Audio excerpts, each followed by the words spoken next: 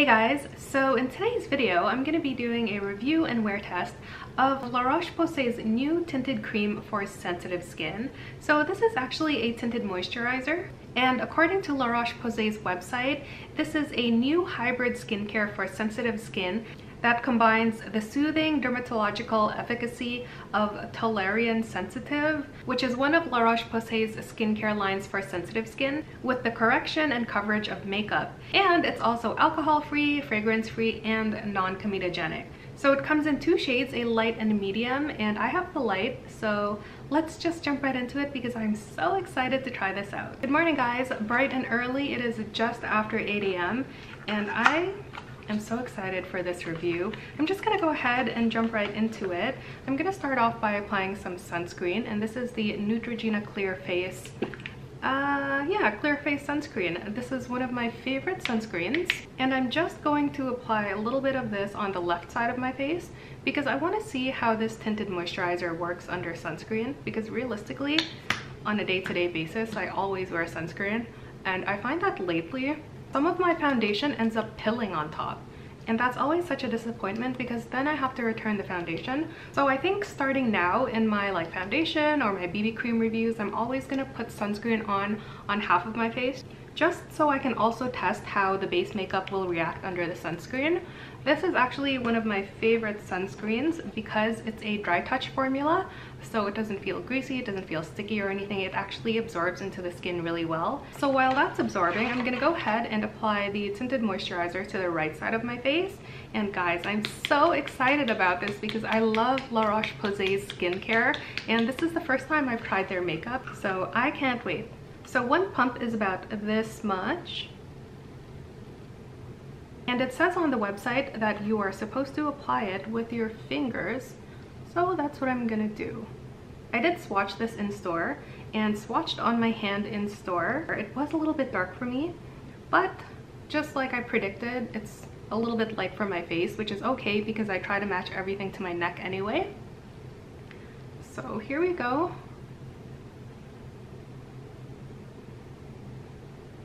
Doesn't smell like anything. It is completely scentless. How's that possible? Yeah, it smells like nothing.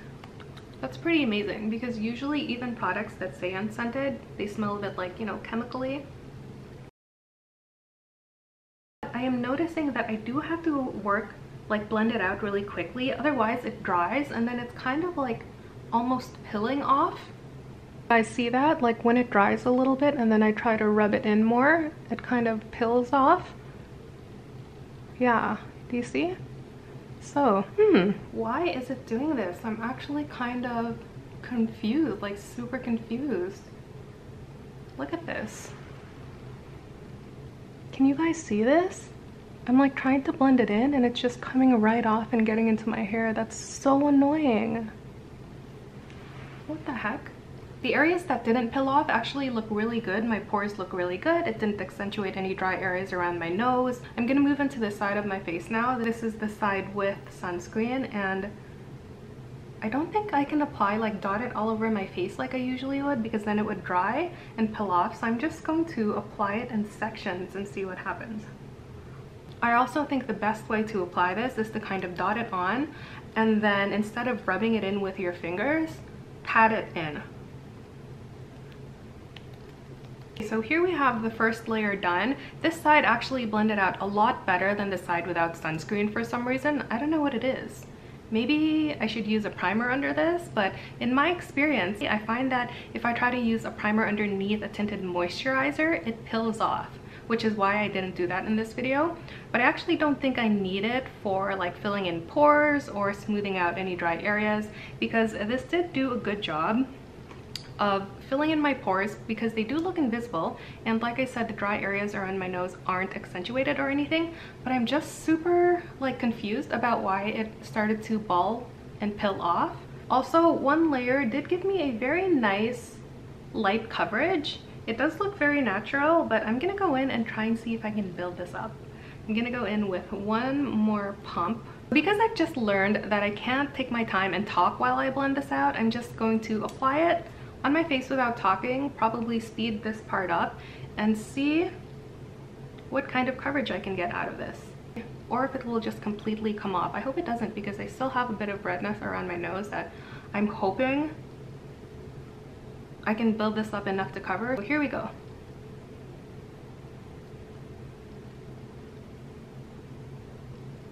And like I said earlier, the trick is to apply it, spread it a little bit with your fingers, and then pat it in. So that's what I'm gonna do.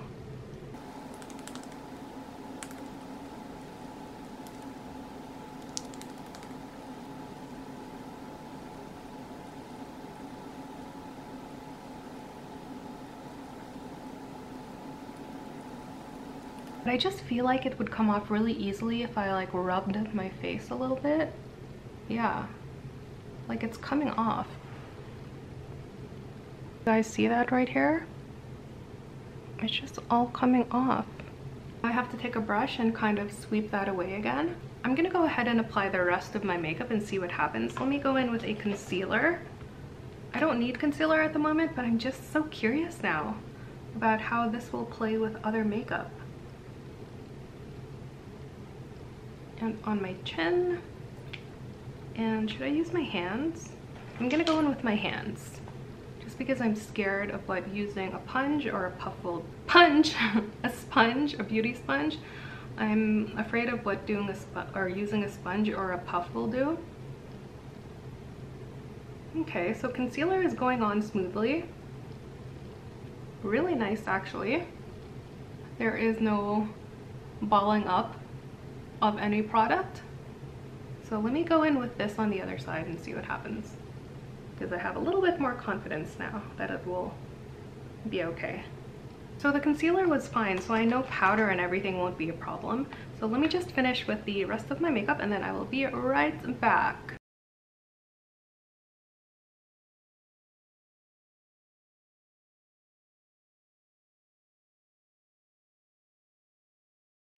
Okay guys, so my makeup is all on now, and honestly up close everything looks so good, so smooth, so flawless. And now that I've kind of set everything with some powder and my blush is on and everything, if I rub on my skin, nothing peels off, which is curious, because I would have thought that the more products I layer on top of this, the more likely that it's going to peel off.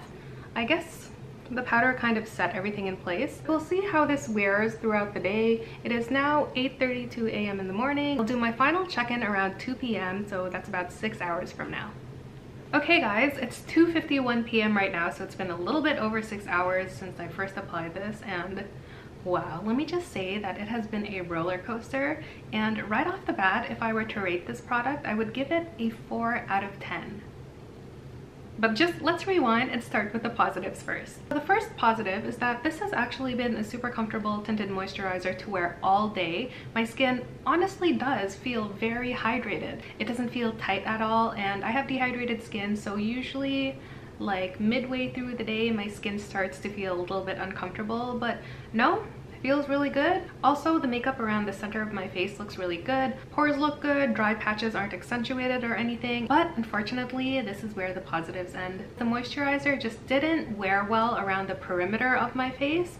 So I walked to the grocery store like an hour ago and I did sweat just a little bit, like the tiniest bit around my forehead, and I kind of like, I would wipe my sweat away, but then I would notice that the areas where I would wipe my sweat away, the tinted moisturizer would kind of slide and then ball off. Like I actually left some here for you to see, so let me show you. Can you see that right there? So I would wipe my sweat away like this, and then like it would ball off and then go into my hair. Second reason I give it a 4 out of 10 is because it only comes in 2 shades. That's just crazy. I mean, why just 2 shades? I feel like I don't even have to expand on why that's so disappointing, because I'm sure you guys feel the same way that I feel. And lastly, I give it a 4 out of 10 because this retails for $27 Canadian. At that price point, I would expect a product to work well, but this was just a little bit too difficult to use. Dried too fast, it pilled, and then the pillage, is that a word? Pillage would get into my hair and ruin my hair. I honestly can't imagine having to go through that every day, especially if I'm in a rush. Can you imagine how annoying it would be if your makeup just constantly rubs off and then gets into your hair? I don't know. I'm just so confused by this product and my whole experience with it. I'm not even sure what skin type this would be best suited for. If you guys have tried this and you like it, please let me know how you use it, because I would love for this to work for me.